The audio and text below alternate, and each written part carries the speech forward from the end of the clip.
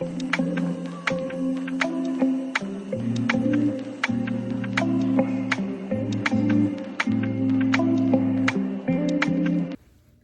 right, Wobblin Wednesday. This week, the yarn chicken decided that I should make the sandworm from Beetlejuice. So I've got the pages all marked. There's a picture. This is a very photogenic sandworm.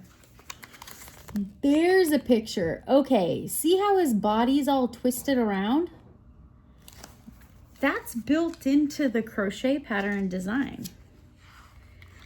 That's the part that's kicking my butt. I started out with the Crochet Kit yarn. It's like a very thin, splitty, economic way for companies to make the crochet kits. Not your highest quality fiber here. And I absolutely hated it. I got like 3 or 4 rows in. With all the color changing, you do 4 rows black, 4 rows white, 4 rows black. You're like switching back and forth.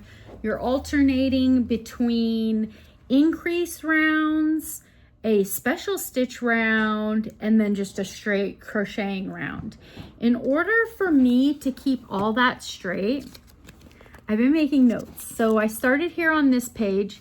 So the pattern gives you like 3 or 4 rows. And then it says from row 8 to 36, repeat this sequence.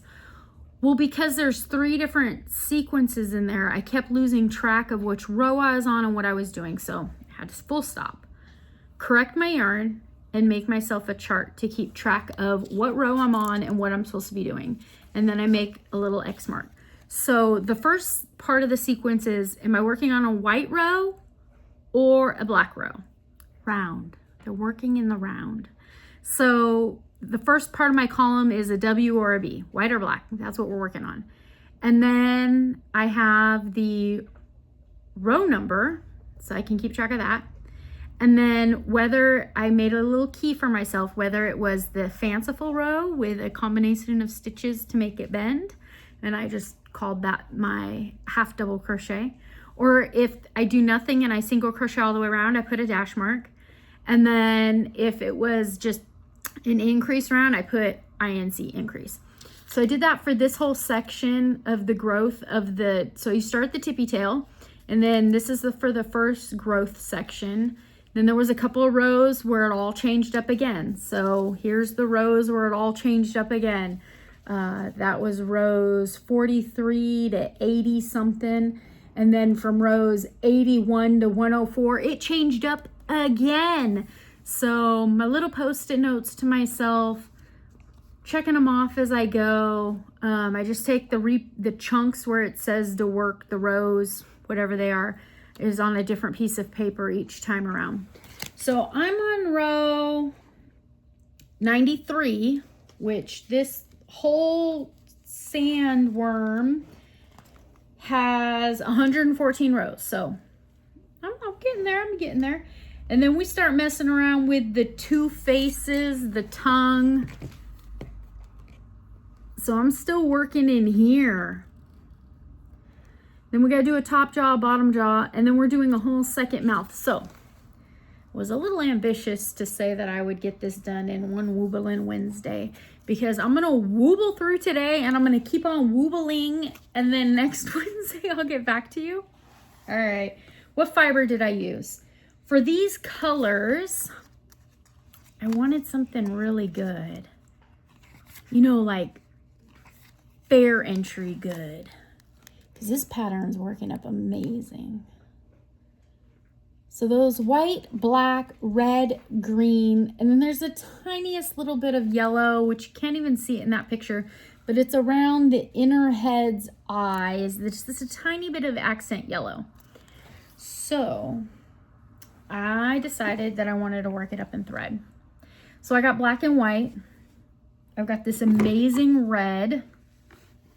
And then Eva and Amanda sent me a couple years ago some embroidery thread to crochet with.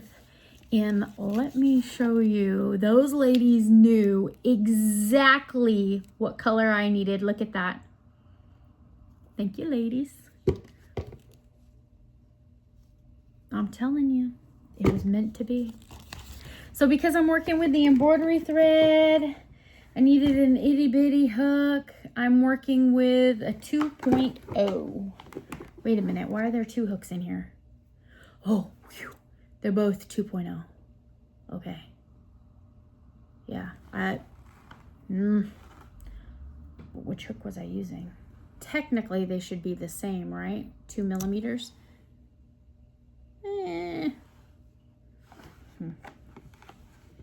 We're not going to dwell on that. We're going to just move on.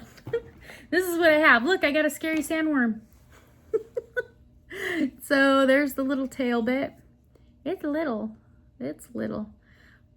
Which, working with small thread, and then when you're working that little end bit, when a couple of rows are just keeping the same stitches, totally frustrating.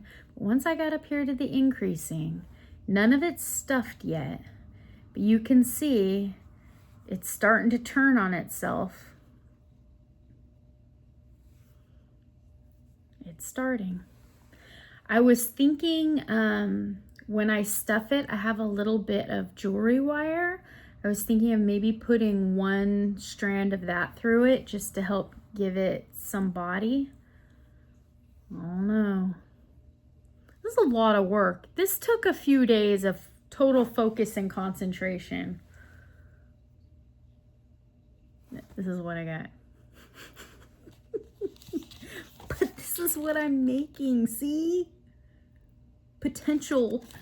I cannot imagine making this with like blanket yarn, like that big, thick blankety stuff.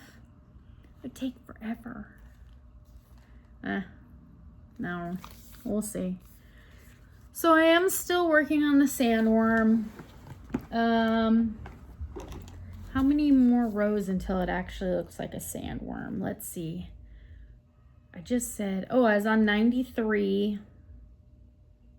There's 114, but then it's still not going to look like a sandworm until you get the top and the bottom, which after I get the body done, the rest of it looks like it's moving super fast. After I get the top and the bottom jaw, that inner mouth is just like the detail part. But as soon as I get the top and the bottom, it'll actually look like something, right? Show it one more time. All right, so I'm over here doing my best. Are you wobbling? What are you working on? Crocheting something fun? I hope so. All right, see you guys later. Short and sweet today. Bye.